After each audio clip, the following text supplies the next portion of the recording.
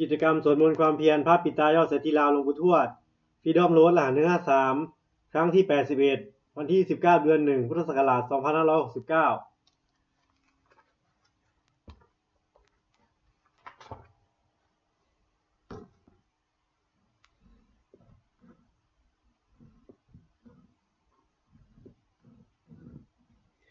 บัดนี้เป็นครั้งที่81ตรงกับวันที่29เดือน1พุทธศักราช2569ข้าพเจ้านายชิชัยคำปันขอเปล่งวาจาสาธยายพุทธมนต์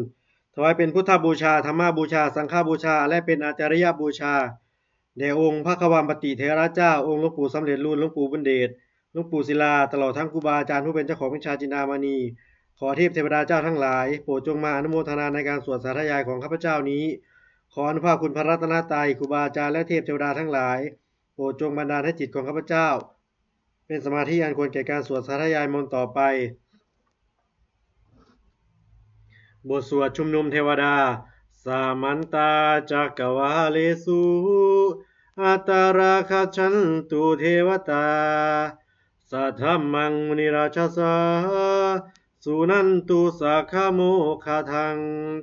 สักเคกาเมจารุเปคิเรสิคารตเตจันตลิเควิมาเนทีเปรเทจะคาเมตรุวนาคหานิเคหาวาทุมนิเคเตหุมมาจายันตุเทวาชาลทาลวิสเมยคาคันทัพพนาคาติทันตาสันติเกยังมุนิวรวจนังสาทโวเมสุนันตุธรรมสวนาคโลยัมปทันตาธรรมสวนาคโลยัมปทันตาธรรมสวนาคโลอายัมปทันตาบทสวดนามการสิทธิคาถานะโมตัสสะภะคะวะโตอะระหะโตสัมมาสัมพุทธัสสะนะโมตัสสะภะคะวะโตอะระหะโตสัมมาสัมพุทธัสสะนะโมตัสสะภะคะวะโตอะระหะโตสัมมาสัมพุทธัสสะบทสวดสัจจกิริยาคาถานาติเมสรณังอัญญังพุทโธเมสรณังวรังเอเตนะสัจวาเชนะโสติเมโหตุสัพพทานาติเมสรณังอัญญังธัมโมเมสรณังวรังเอเตนะสัจวาเชนะโสติเมโหตุสัพพทานาติเมสรณังอัญญังสังโฆเมสรณังวรังเอเตนะสัจวาเชนะโสติเมโหตุสัพพทาบทสวดมหาการุณิโกนาโถติยาธิกาคาถามหาการุณิโกนาโถอัฏฐายสัพพปานินังอุเรตวาปารมีสัพพะปัตโตสัมโพธิมุตตมังเอเตนะสัจวาเชนะมโหตุสัพพุปัตถวามหาการุณิโกนาโถหิตายสัพพปานินังอุเรตวาปารมีสัพพะปัตโตสัมโพธิมุตตมังเอเตนะสัจวาเชนะมโหตุสัพพุปัตถวามหาการุณิโกนาโถสุขายสัพพปานินังปุเรตวาปารมีสัพพปัตโตสัมโพธิมุตตมังเอเตนะสัจวัชเชนะมโหตุสัพพุปัตถวาบทสวดมหาสมัยสูตรเอวัมเมสุตตังเอกังสมยังวะคะวาสักเกสุวิหรติกปีละวัตุสมิงมหาวณีมหาตาภิกขุสังเคนะสัตถิงปัจจมเตหิภิกขุสัตเตหิสัพเพเหวะอรหันเตหิทัสหิจาโรกธาตุหิเทวตาเยปุเยนะสันนิปติตาโหติภควันตังทัสนายะภิกขุสังคัญจะอัตโคจจุนนังสุทาวาสกายิกานังเทวานังเอตทาโหสิอายังโคภควาสักเกสุวิหรติกปีละวัตุสมิงมหาวณีมหาตาภิกขุสังเคนะสัตถิงปัจจมเตหิภิกขุสัตเตหิสัพเพเหวะอรหันเตหิทัสหิจาโรกธาตุหิเทวตาเยปุเยนะสันนิปติตาโหติภควันตังทัสนายะภิกขุสังคัญจะยานุนามายามปีเยนะภควาเตนุปัสสังกเมยามะอุปัสสังกมิตวาภควโตสันติเกปัจเจกคาถาภัสยามาติอัตโคตาเทวตาเสยทาปีนามะภรวาปุริโสสมิจิตังวาพหังปสาระยะภาสาริตังวาพหังสมิเชยะเอวาเมวาสุทาวาเสสุเทเวสุอันตรหิตาภควโตปุระโตปาตุระหังสุอัตโคตาเทวตาภควันตังอภิวาเทตวาเอกามันตังอัทังสุเอกามันตังหิตาโคเอกาเทวตาภควโตสันติเกอิมังคทังอภาสิมหาสมัยโยปวนาสมิงเทวกายา สามาคาตาอาคาตัมหะอิมังธรรมสมยังทักขิตาเยวะอปราชิตสังคันติอัตโขอปราเทวตาภะคะวะโตสันติเกอิมังคาทังอภาสิตตระภิกขวูสามาทหังสุจิตังอัตตโนอุชกามกังสุสาราธิวาเนตานิคเหตวาอินทริยานิรักขันติปันทิตาติอัตโขอปราเทวตาภะคะวะโตสันติเกอิมังคาทังอภาสิเชตวาคีลังเชตวาภริคังอินทคีลังอุหจามะเมชาเตจารันติสุทาวิมาราจักขุมตาสุทันตาสุสุนาคาติอัตโขอปราเทวตาภะคะวะโตสันติเกอิมังคาทังอภาสิเยเกจิพุทธังสรณังคตาเสนาเตคมิสันติอปายะผู้มิงปะหายะมานุสังเทหังปะเทวกายังปาริปุเรสันติติอาตโคภะคะวาภิกขุอามันเตสิเยปุยนะภิกขเวทัสสุโรกธาตุสุเทวตาสันนิปติตาโหติตถาคตังทัสนายาภิกขุสังคัญจะเยปิเตภิกขเวอเหสุงอัตตาอติตมัฏฐานังอรหันโตสัมมาสัมพุทธาเตสัมปีภะคะวันตานังเอตปรมาเยวะเทวตาสันนิปติตาอเหสุงเสยทัปปิไมหังเอตระหิเยปิเตภิกขเวภวิสันติอนาคตมัฏฐานังอรหันโตสัมมาสัมพุทธาเตสัมปีภะคะวันตานังเอตปรมาเยวะเทวตาสันนิปติตาภวิสันติเสยทัปปิไมหังเอตระหิอาจิกิสามิภิกขเวเทวกายานังนามานิตังกิตยิสามิภิกขเวเทวกายานังนามานิเตสิสามิภิกขเวเทวกายานังนามานิตังสุนาถาสาธุกังมนสิกโรธาภาสิสามิติเอวัมพันเตติโคเตภิกขุภควาปัจจโสสุมภควาเอตถาโวจะสิโลกามานุสกัสสามิยะถาภูมาตถาสิตาเยสิตาคิริคัพพลังปหิตตาสมาหิตาปุถุสิหาวสัลลีนาโลมาหังสาพิสัมพุโนโอทาตะมะนาสาสุทาวิปัสสันนมานาวิลาพิญญาสัพิญโยปัจจสเตยตวาวเนกปิรวัฏเวตโตอมันตายิสัทธาสาวเกสาสเนรเตเทวกายาอภิกันตาเตวิชานาถาภิกขโวเตจาอัตตปมะครุงสุตวาพุทธศาสนังเตสัมปาตุระหุยานังอามนุสานะมัทสังอามนุสานะทัสนังอเปเกสตามัทขุงสหัสสังอัฏฐาสัตตลิงสตังเอเกสหัสสานังอามนุสานะมัทสุงอเปเกนันทมัตขุงทิสาสภาพุตตาอหุงตัญจสพังอภิญญายาวะวะขิตวานะจักกุมาตโตอมันตยิสัทธาสาวเกสาสเนรเตเทวกายาอภิกันตาเตวิชานาถาภิกขวุเยโวหังกิตยิสามิคีราหิอนุบุพโสสัตตสหัสสาวายขาภูมากปิโลทวาอิทิมันโตชุติมันโตนาวันโตสัสสิโนโมทมานาภิกามุภิกขุนังสามิติงวานังชาสหัสสาเหมาวตายะคานานาตวันิโนอิทิมันโตชุติมันโตนาวันโตสัสสิโนโมทมานาภิกามุภิกขุนังสามิติงวานังสาตาคิราติสหัสสายะคานานาตวันิโนอิทิมันโตชุติมันโตนาวันโตสัสสิโนโมทมานาภิกามุภิกขุนังสามิติงวานังอิเจเตโสรสะสหัสสายะคานานาตวันิโนอิทิมันโตชุติมันโตนาวันโตสัสสิโน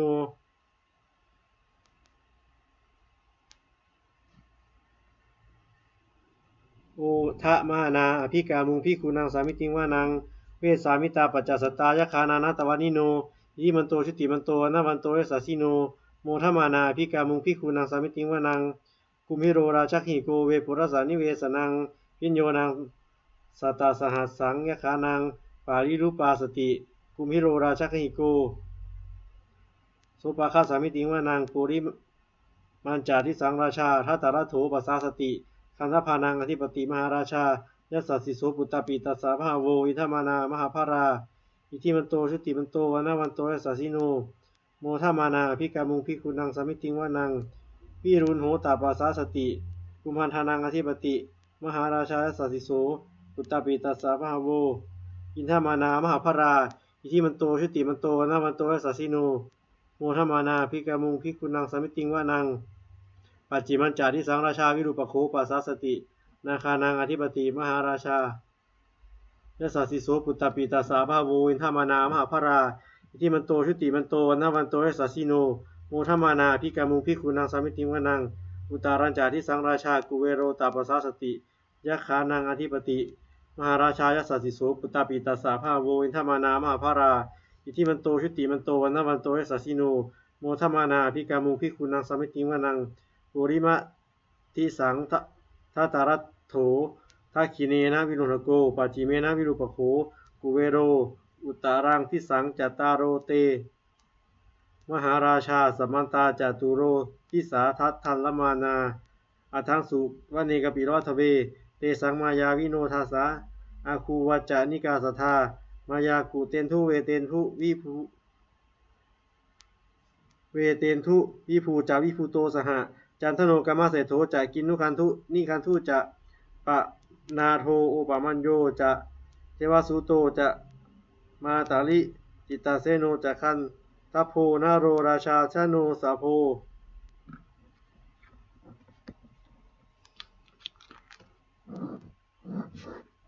อาคูปัจจิคะ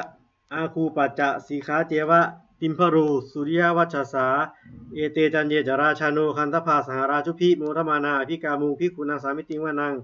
อาราคูนาภาษานาคาเวสาราสหสัจกากัมภรัสสตาราอาคูปายาคาสหยาติพิยามุนาทัตตรถาจะอาคูนาคายัสสสิโนเอราวันโนมหานาโคโสปาคะสามิติวานังเยนะคาราเชสหสาหารันติทิพาทิชาปคิวิสุทธจักขูเวหายสาเตวานามัชฌปัตตาจิตราสุปันนาอิติเทสนามังอะภะยันตทานาคราชาสุปันนโตเขมะมะกาสิพุทโธสันหาหิวาจาหิอุปวะหายันตานาคาสุปันนาสารณามะกังสุพุทธังชิตาปฏิเรหะเทนะสามุทังอสุราติสิตาพาตาโรวาสวัสพาตาโรวาสวัสเสเตอิทิมันโตเอสสิโนการกัญชามหาพิสมาอสุราหานเวทัสสาเวปจิตติสุจิตติจะปหาราโทนโมจีสหสาตัญจะภาริปุตตานังสพเพเวโรจนามกาสันนัยหิตวาภริงเสนังกาหูพัทธามุปาขมุงสมโยธานิพัทันเตภิกขุนังสามิติวานังอาโปจาเทวาปะทวีจะเตโชวาโยตถาขมุงวารุณาเทวาโสโมจะยัสสสาสหเมตตากรุณากายิกาอาคูเทวายัสสสิโนทัสเสเตทัสสทากายาสเพนานาตวานิโนอิทิมันโตชุติมันโตวันนาวันโตยัสสสิโนโมทวนาภิกามูภิกขุนังสามิติวานังเวนทูจะสาลีจะ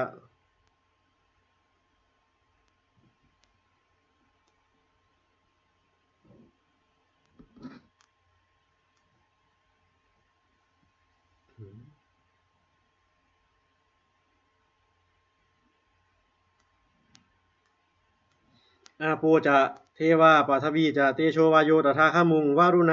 าเทวาโสโมจะยัสสสาสหเมตตากรุณากายิกาคูเทวายัสสสิโน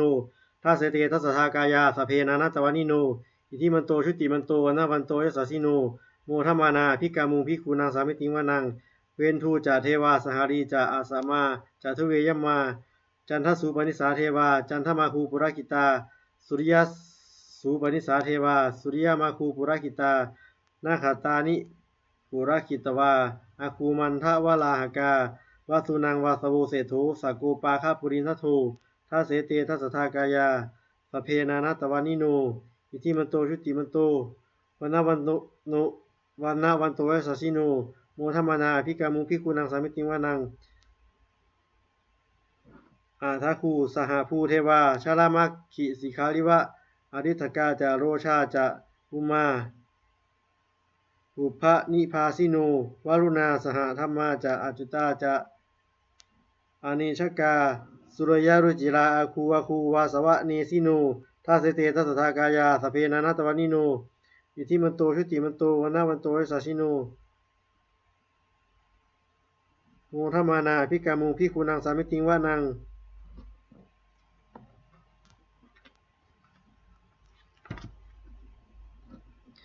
ส สมานามหาสมานามานุสามานุสุตมาคิทาปทุสิกาอาคูมโนปทุสิกาอาราคูหารโยเทวา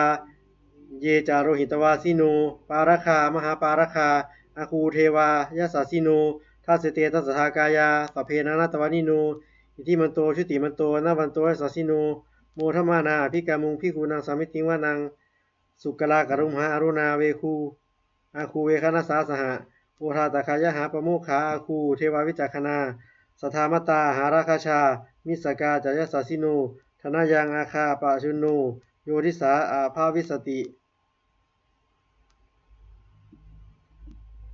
ทัสเสเตทัสสทากายาสพเพนานาตวานิโนอิทิมันโตชุติมันโตนาวันโตสัสสิโน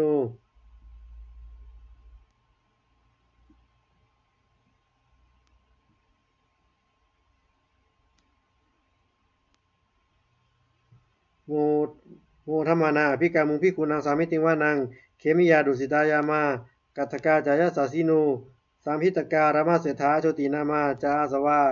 นิมานารติโนอาคูปารานิมิตาทัสเสเตทัสสทากายาสพเพนานาตวานิโนอิทิมันโตชุติมันโตวนาวันโตสัสสิโน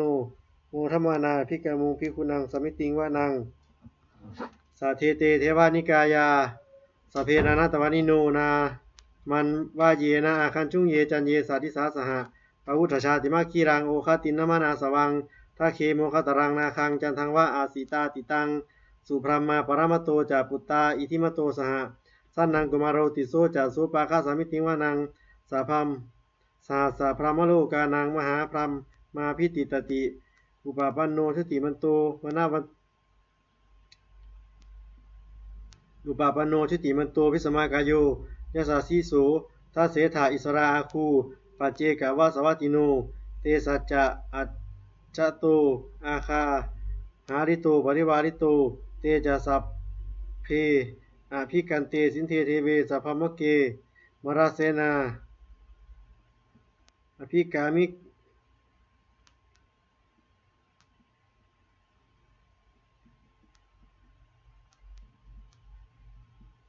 มะเตจะสัพเพอภิกันเตสินเทเทเวสัพพมะเกมราเสนาอภิกามิปัสสะกันหาสามันที่ยังเอถาคันหาถาพันธถาราเคนะพันธมัตุโวสามันตาปาริวาเรถะมาโวมุจิตะโกจินังอิติตถามหาเสโนกันหาเสนังอเปสยิปานินาตาละมาหัจจะระวังกัตวานะเพระวังยถาปาวุสโกเมโคธนายันโตสวิชุโกตถาโสปัจจุทาวติสังกุโทอาสยังทิวสีตัจจะสัพพังอภิญญายะวะวะขิตวานะจักขุมาตโตอมตะยิสัทธาสาวเกสัสเนรเต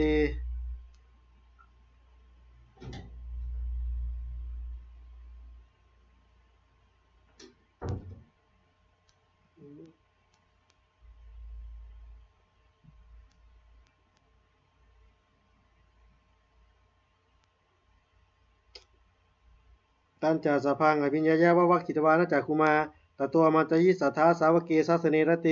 มาราเสนาอภิกันตาเตวิชานาถาภิกขาวโวเตจาตัปปมะกรุงสุตวาพุทธศาสสนังวิตาราเคหิปกามุงเนสังโรมัมปีอินชยุงสเพวิชิตาสังคามาพยาติตายสัสสิโนโมทันติสหภูเตหิสาวกาเตชะเนสุตาติ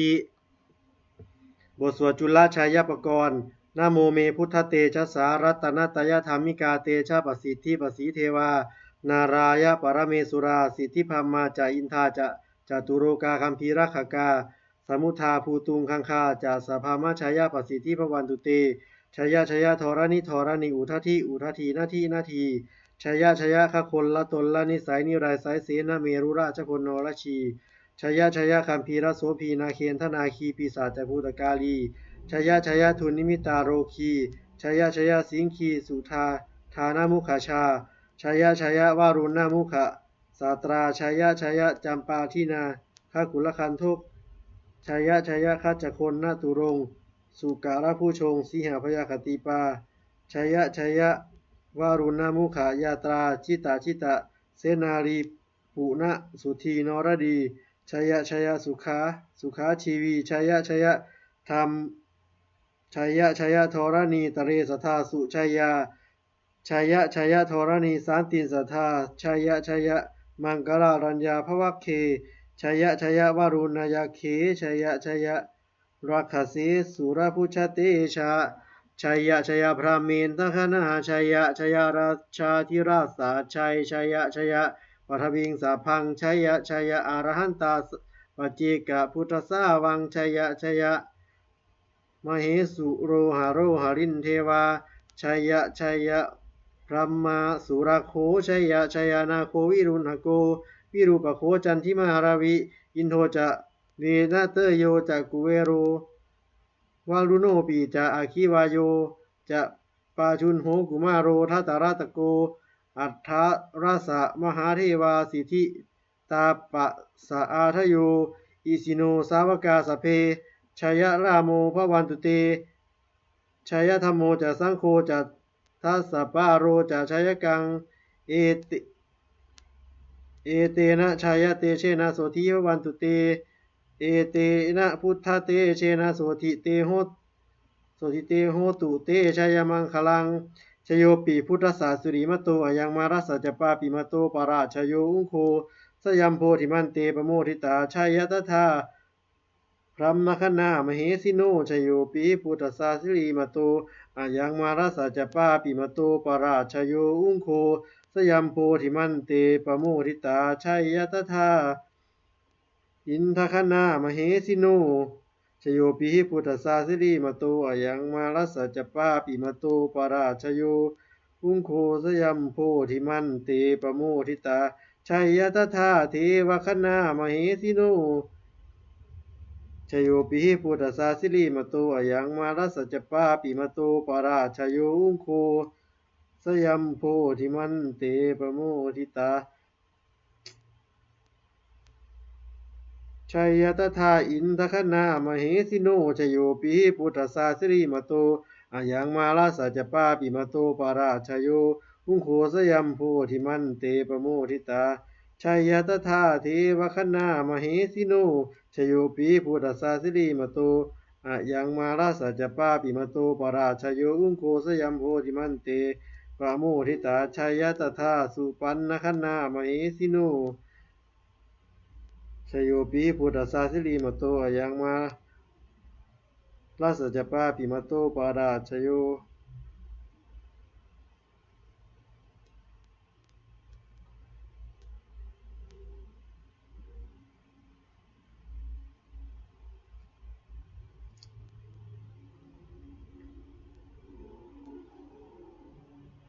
ตาราชโยอุงโคสยามโพธิมันเตปโมทิตาชายตถาอินทคณามเหสิโน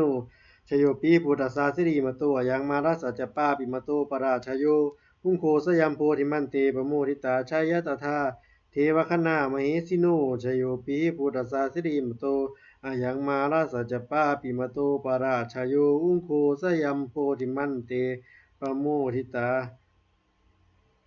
ชัยยตถาสุปันนคณามเหสิโนชโยปีพุทธสสิริมโตยังมารัสสะจะปาปิมโตปราชโยอุงโคสยัมโพธิมันเตปโมทิตาชัยยตถานาคคณามเหสิโน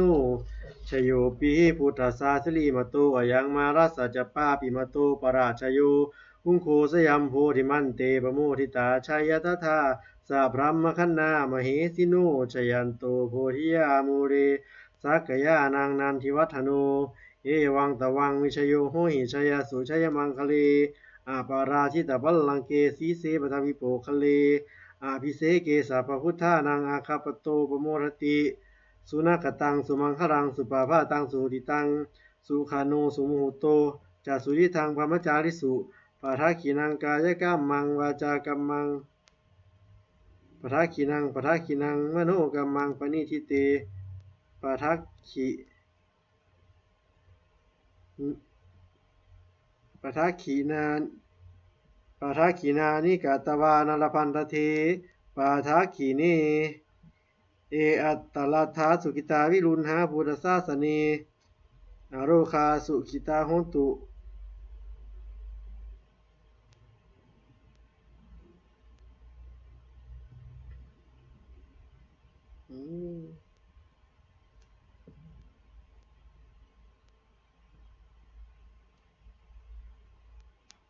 สุขโนสุมุหุโตจาสุวิทังพรหมจาริสุปะทะกินังกายกัมมังวาจากัมมังปะทะกินังมโนกัมมังปณิทิเตปะทะกินานิกาตวานรพันตเทปะทะกิเนเออัตลัทธาสุกิตาวิรุณหาพุทธศาสเนอาโรคาสุกิตาโหทะสหสัพเพหิยาติภิสุนันตุโพนโตเยเทวาสมิงธาเนอธิกตาทีฆาจุกาสัทธาโหตุสุกิตาโหตุสัพพทาราคันตุสัพพะสัตตานังราคันตุจีนสาสนังยากาจิปัฏฐานาเตสังสัพเพปุเรนตุมโนราธายุตกาเลปวัสสันตุชัยวัสสาวาราหกาโรคาจุปัทวาเตสังนิวาเรนตุจะสัพพทา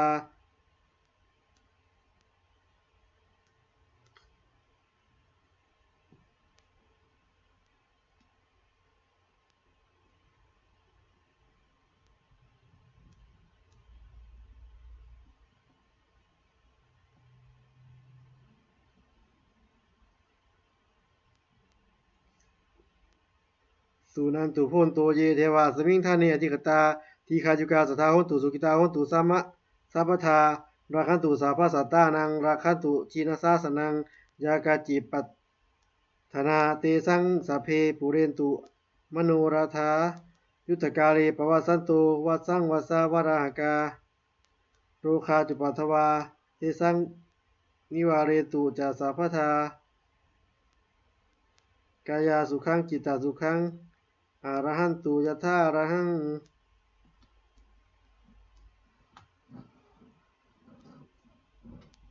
บทสวดธรรมานิยามสุตตังเอวเมสุตตังเอกังสมยังภควาสาวัตยังเหรติเชตวะเนอนาคาปินทิกาสาอาราเมตตระโคภควาภิกขุอามันเตสีภิกขโวติพาทานเตติเตภิกขุภควโตปัจจโสสุมภควาเอตถาโวจะอุปาทาวาภิกขเวตถาคตานังอนุปาทาวาตถาคตานังทิตาวาสาธาตุธรรมทิตตาธรรมานิยามตาสเปสังขารานิจจาติตังตถาคโตอภิสัมพุชติอภิสาเมติอภิสัมพุชิตวาอภิสาเมตวาอจิคติเทเสติปัจจเปติปัตตาเปติวิวารติ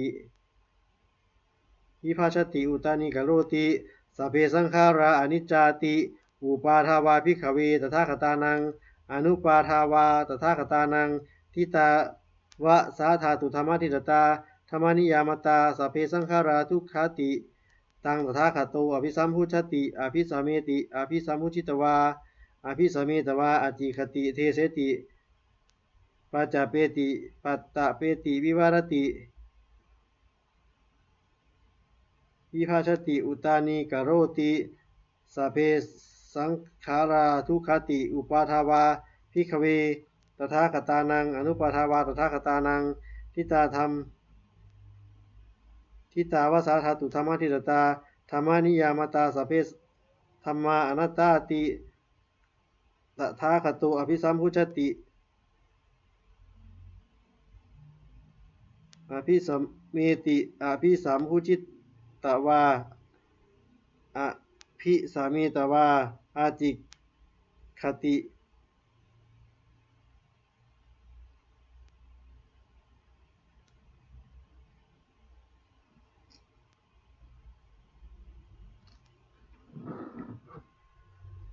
จิตาวาสาธาตุธรรมทิตตาธรรมานิยามตาสเพธรรมานัตตาติ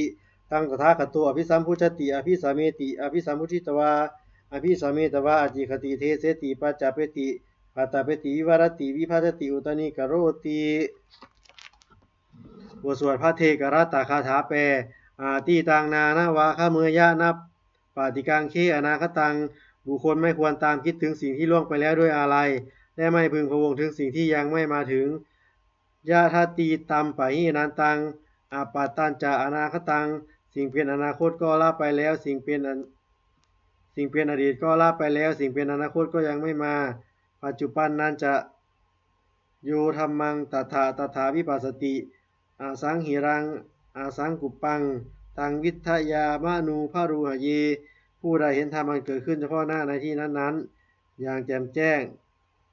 ไม่งอนแง่นกอนแคลนเขาควรเพราะคุณอาการเช่นนั้นไว้ อาเชวะกิจจะมาตปังโกชัญญามาระนังสุเว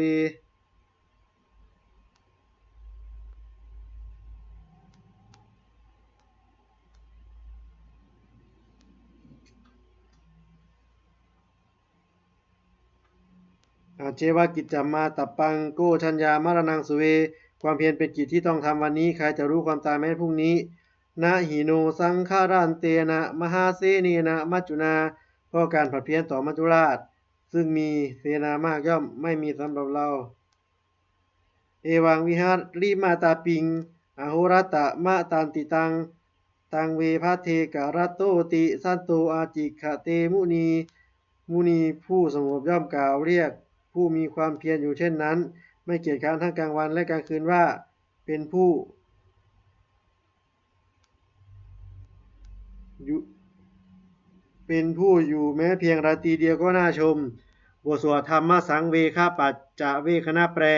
สัพเพสังขาราอนิจจาสังขารคือร่างกายจิตใจและรูปธรรมนามธรรมทั้งหมดทั้งสิ้นมันไม่เที่ยงเกิดขึ้นแล้วแก่เจ็บตายไปสัพเพสังขาราทุกขาสังขารคือร่างกายจิตใจและรูปธรรมนามธรรมทั้งหมดทั้งสิ้นมันเป็นทุกข์ทนยากเพราะเกิดขึ้นแล้วแก่เจ็บตายไปสัพเพธัมมาอนัตตาสิ่งทั้งหลายทั้งปวงทั้งที่เป็นสังขารและไม่ใช่สังขารทั้งหมดทั้งสิ้นไม่ใช่ตัวไม่ใช่ตนไม่ควรถือว่าเราว่าตัวว่าตนของเราอะทุวังชีวิตังชีวิตของ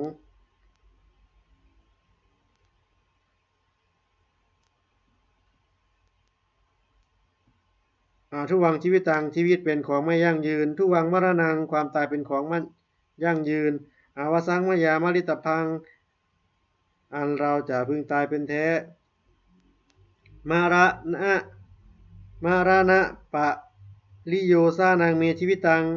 ชีวิตของเรามีความตายเป็นที่สุดรอบชีวิตังเมอนิยตังชีวิตของเราเป็นของไม่เที่ยง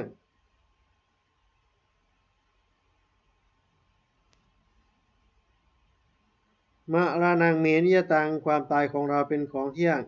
วัตตะควรที่จะสังเวชอายังกายโยอจิรังร่างกายนี้ไม่ได้ตั้งอยู่นานอเปตวิญญาโนขันธ์ปราศจากวิญญาณชุดโทอันเขาทิ้งเสียแล้วอธิเสสติจากนอนทับปัทถวิงซึ่งแผ่นดินกาลิงขลังยวะปราดูดังว่าท่อนไม้และท่อนฟืนนี่ละทังหาประโยชน์ไม่ได้อนิจจาวัฏสังขาราสังขารทั้งหลายไม่เที่ยงหนออุปาทวายธรรมิโนมีความเกิดขึ้นแล้วมีความเสื่อมไปเป็นธรรมดาอุปาชิตวานิโรชันติการเกิดขึ้นแล้วย่อมดับไปเตสังอุปสมโมสุโคความเข้าไปสงบระงับสังขารทั้งหลายเป็นสูงอย่างยิ่ง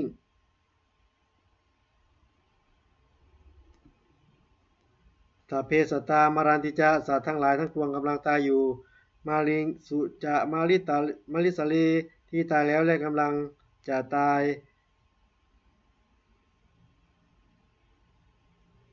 ตาเทวานังมาริสามิ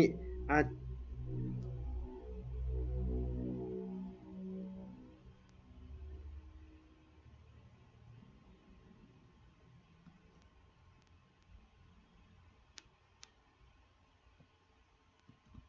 นาลิงสุจามาริสลีที่ตายแล้วและกำลังจะตายตาเทวังมาริสามิ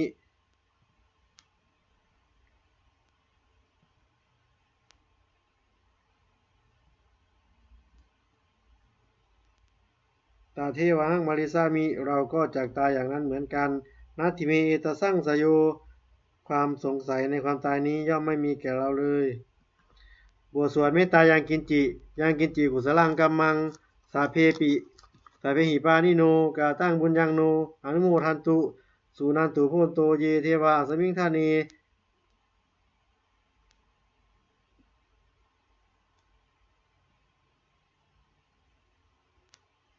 สมิงทานีอคิติกตาทีคายุกาสัทธาโหตุสุกิตาโหตุทุกขาปมุจจันตุมาตาปิตาสุกิตาโหตุทุกขาปมุจจันตุสัพเพยาติกาสุกิตาโหตุทุกขาปมุจจันตุสัพเพ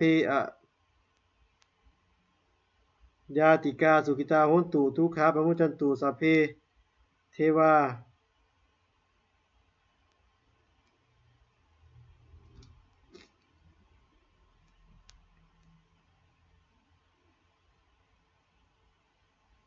สัพเพยาติกาสุขิตาโหนตุทุกขามุจันตุสัพเพยาติกาสุขิตาโหนตุทุกขามุจันตุสัพเพสาขาสัพเพปิสาสัพเพยะขาสัพเพเปตาสุขิตาโหนตุทุกขามุจันตุอาจาริยุปัชฌยายะสุขิตาโหนตุทุกขามุจันตุสัพเพนะขัตตาสุขิตาโหนตุทุกขามุจันตุสัพเพเทวาสุขิตาโหนตุทุกขามุจันตุสัพเพสามะตินัง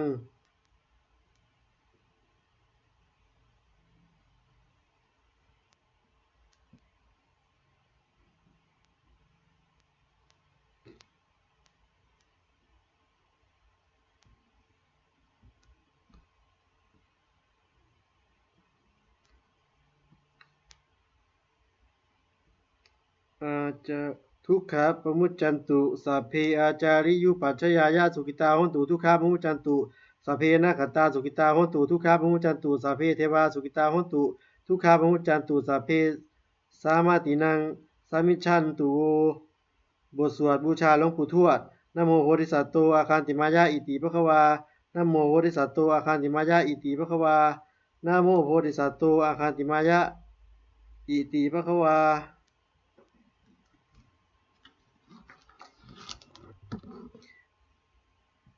ปฏิทานคาถายาเทวตาสันติวิหารวาสินีทุเปคะเรโพธิคะเรตาหิงตาหิงตาธรรมทานเนนาภวันตุปูชิตาโสทิงกโรเตทาวิหารมันตะเลเทราจามาชานาวกาจาภิกขโวสารามิกาทานาปฏิอุปาสกาขมาจาเทสานิขมาจาอิสรา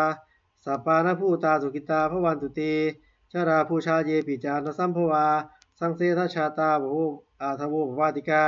นิยานิกังธรรมวรังปฏิจเตสัพเพปิทุกขสะกโรตุสังขยังธาตุจิรังสตังธัมโมธรรมะทาธรรมัทธราจะบุคลาสังโฆโหตุสามะโควะอาทายะจะหิตายะจะอัมหิราคตุสัทธัมโมสัพเพปิธรรมจาริโน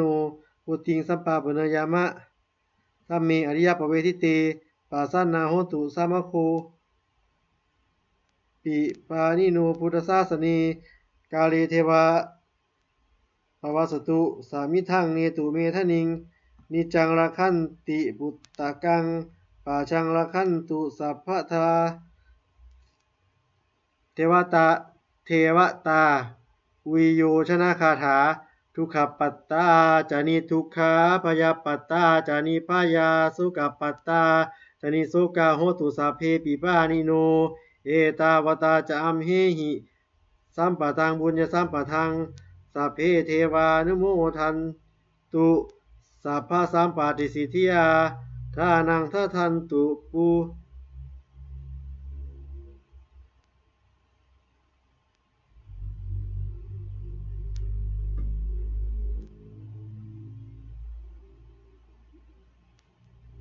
สัพเพเทวานุโมทันตุสัพพะสัมปาติสิทธิยา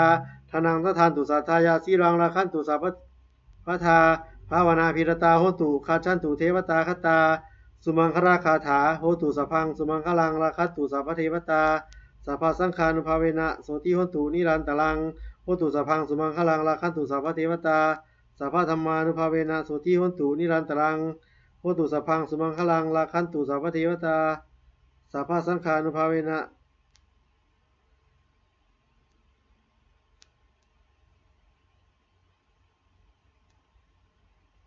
นุภาเวนะโสติโหตุนิรันตรัง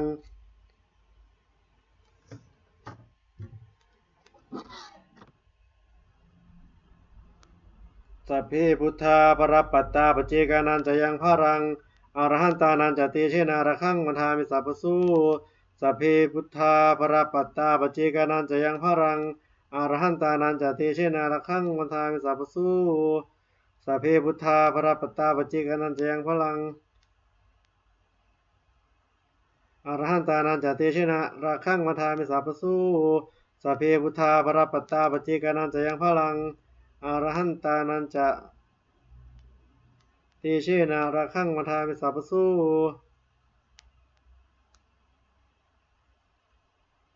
สัพเพพุทธาภรปัตตาปเจกานันจะยังพรังอรหันตานันจะเตเชนะ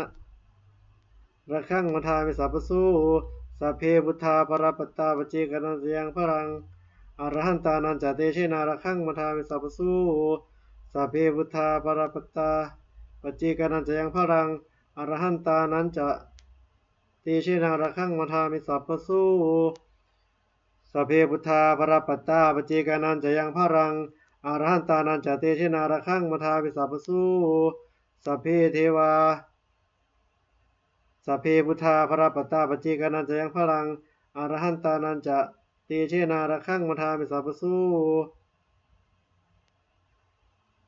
สัพเพพุทธาภรปัตตาปเจกานันจะยังพรัง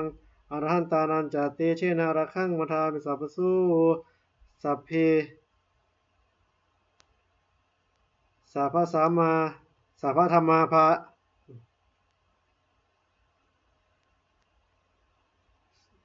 สัพเพพุทธาภรปัตตาปเจกานันจะยังพรังอรหันตานันจะเตเชนะระฆังมาทามิสัพพสูสัพเพพุทธาภรปัตตาปเจกานันจะยังพรังอรหันตานันจะเตเชนะระฆังมาทามิสัพพสูสัพเพพุทธาภรปัตตาปเจกานันจะยังพรังอรหันตานันจะเตเชนะระฆังมาทามิสัพพสู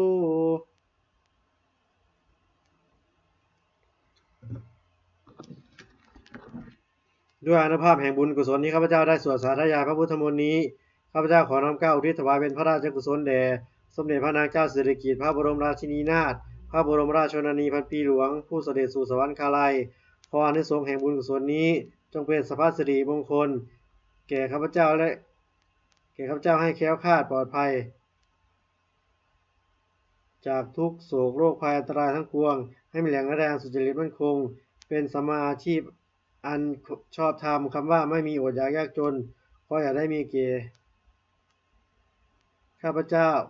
ขอให้ข้าพเจ้ามีสัมมาทิฏฐิตั้งมั่นในพระธรรมคำสอนในองค์สมเด็จพระสัมมาสัมพุทธเจ้าดำรงอยู่ในความดีงามตลอดกาลนานอีกทั้งขอเทพเทวดาทั้งหลายผู้ใดอนุโมทนาสาธุการในบุญกุศลนี้โปรดประสิทธิ์ประสาทน้อมพรโปรดประสิทธิ์ประสาทพรน้อมส่งอานุภาพแห่งมงคลไปสู่วัตถุมงคลพระปิตายอดเศรษฐีลาวทั้งฝ่ายไทยและฝ่ายลาวรวมถึงวัตถุมงคลทั้งปวงที่สามสิ่งบริเวณได้จัดสร้างขึ้นให้เปี่ยมไปด้วยพุทธานุภาพเทวานุภาพและฤทธานุภาพ